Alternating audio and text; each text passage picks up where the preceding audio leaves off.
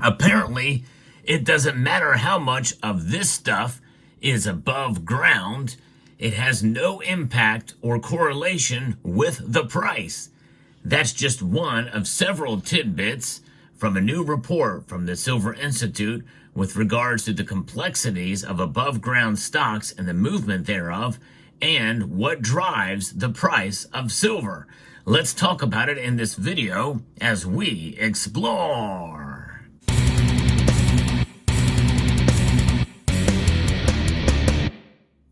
I found this new report rather fascinating. I'm going to read some excerpts from it, but I think it's fascinating to see how they translate the silver's stockpiles and supply compared to how silver's price is interpreted by the markets. Now, I believe there is some of that, but remember, day-to-day movements in the price of silver essentially are largely driven by emotional factors tied to the strength of the dollar and other market conditions, such as what the interest rate is going to be, what the Federal Reserve is going to do, what they say they're going to do, as opposed to what they actually do. And there's other factors that can play a role as well, too, as far as geopolitics, what gold does, and what other commodities, especially other base metals, do. But we're going to get into this report because I think this is something that is missed by many, especially when we refer to silver as being rare. Well, just how rare is it? That's one of the first words in the new report, with a sub-headline from the press release that says the majority of above ground stocks are essentially unavailable to the market regardless of price incentives. Now, that is an intriguing aspect because this silver that you see before you here has been around since the 80s, except for this piece here, which is melted down from some recent bullion rounds, and this stuff here, which was minted fairly recently, but it all comes from Mexico. I'm showing you Mexican silver because that's where the vast majority of silver is mined these days. They are the world's largest producer of silver, so there's something special about silver libertads for sure. By the way, my friends over at Summit Metals have been known to get libertads in from time to time, silver libertads. They have very competitive pricing. They may not always have the lowest price, but keep checking back with him because you will see very competitive prices at the very least, and at the most, you will see the best deal for whatever you might be looking for at any given time. SummitMetals.com, elevate your wealth. Now, that's the sub-headline from the press release. Let's get into the actual report. This is kind of intriguing here from the Silver Institute. Silver is a rare, precious metal with a high intrinsic value. So they are saying that silver is rare. And yes, it does have intrinsic value. That's value that's measured through the course of history based off of other complex variables that, investments and, the people in the world of finance can be able to measure. But silver transcends any kind of financial records, really.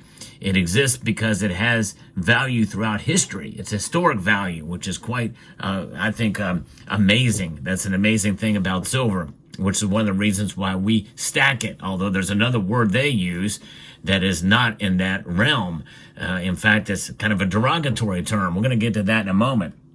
But they say that it's rare. I guess it is rare in comparison with the base metals like iron and copper and aluminum and others that are able to be mined and processed in abundance.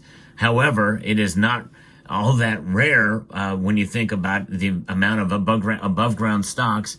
And for the demand proposition, even though there is more demand for it right now, at least according to the Silver Institute Metals Focus, even the most conservative of analysts out there say that the supply crunch and supply demand fundamentals are converging greatly. So therefore, there is an issue and a problem there.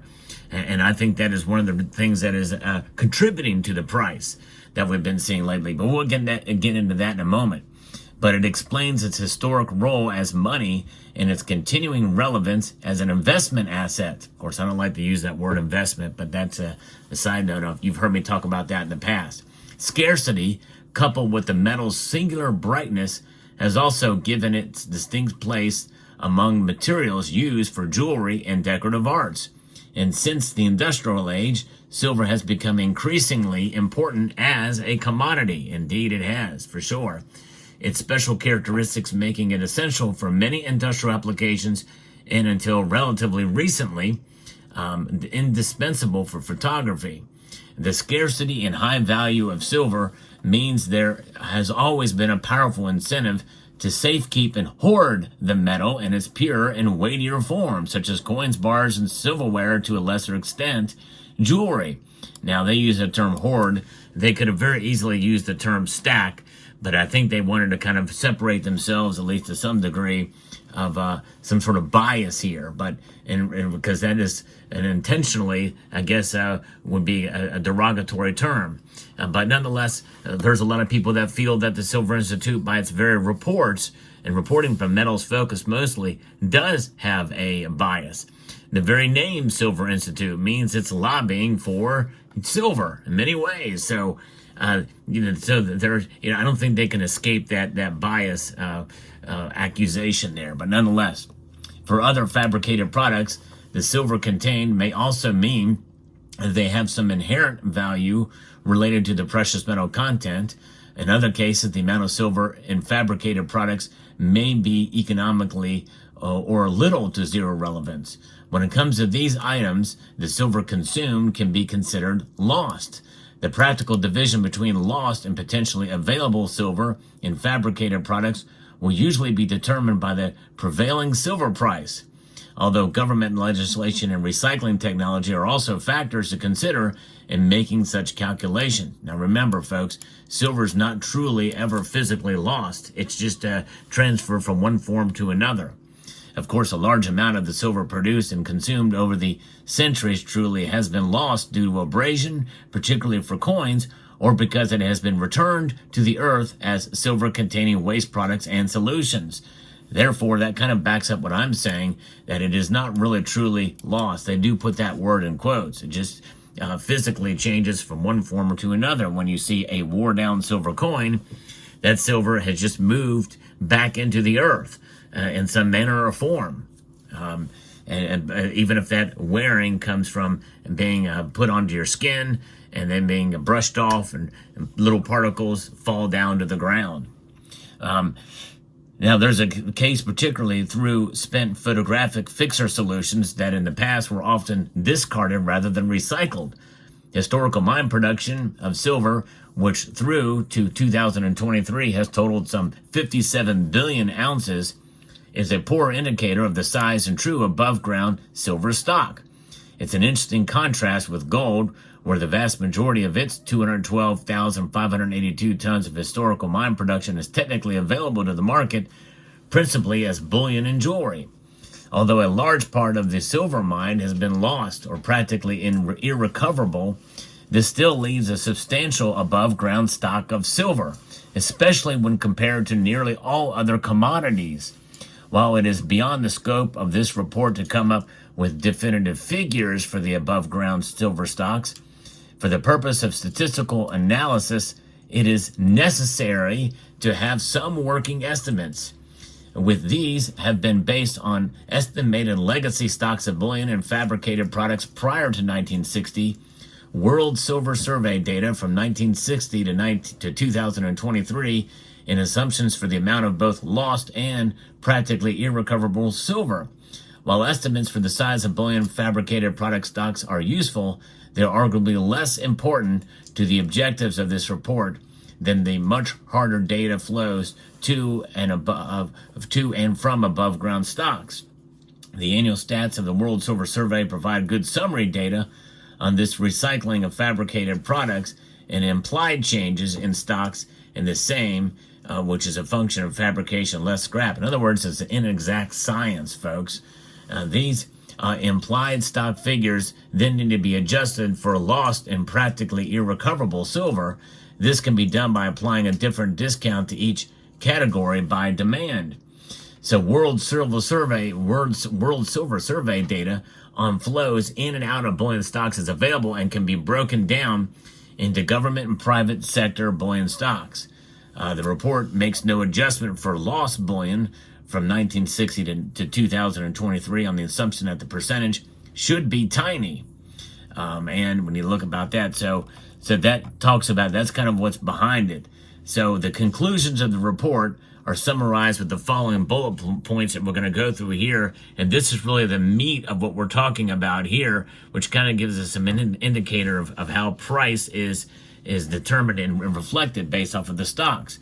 That there's no correlation between the overall level of above ground stocks and the silver price. And that makes sense because the overall above ground stocks really does continue to grow depending how it's measured. Even the consumable ones, or the ones that's not available to be used, whether it be in solar panels or in coins, rounds, and bars like you see here, it is what it is.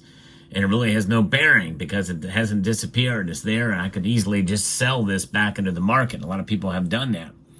Next, annual changes in total above ground stocks and the silver price are likewise uncorrelated. In other words, the changes in the total, which typically goes up.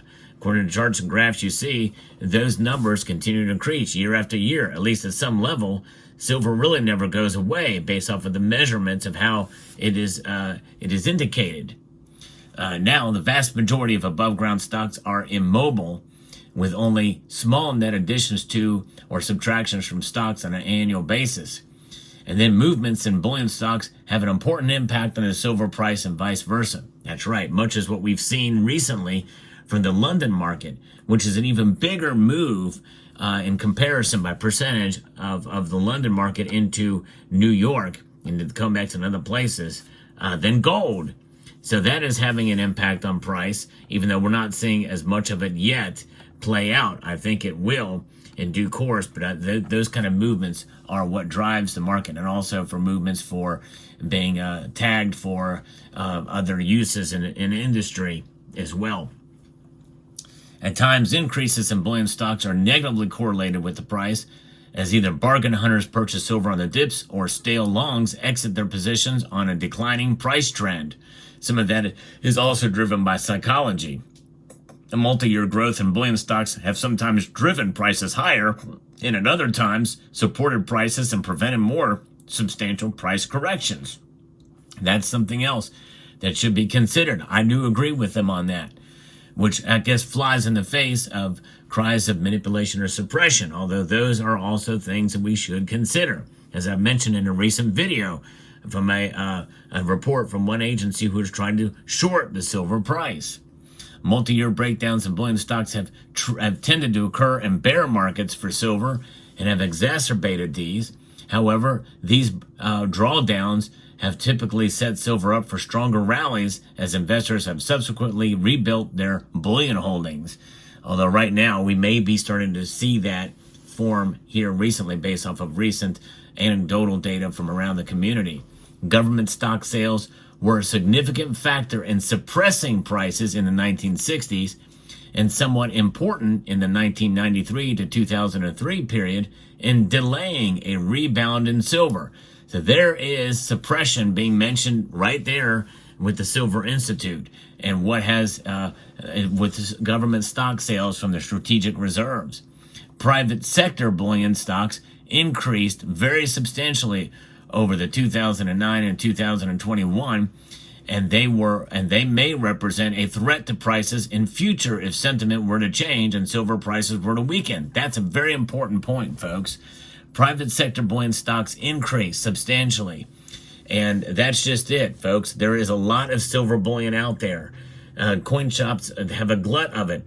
Mine even said that when I was trading up to buy a recent bar, asked if I could trade a couple ounces toward it, per ounce. It said, no, we got enough silver. We don't need any more. Don't do it. Don't send it to us. So there is that. That's pretty amazing. Now, above ground stocks of fabricated products are less price sensitive than those of bullion. Only certain subsets of silver fabrication demand show a great deal of sensitivity to the price. And then we have to think about the level of scrap recycling is only part related to the level of change in silver prices.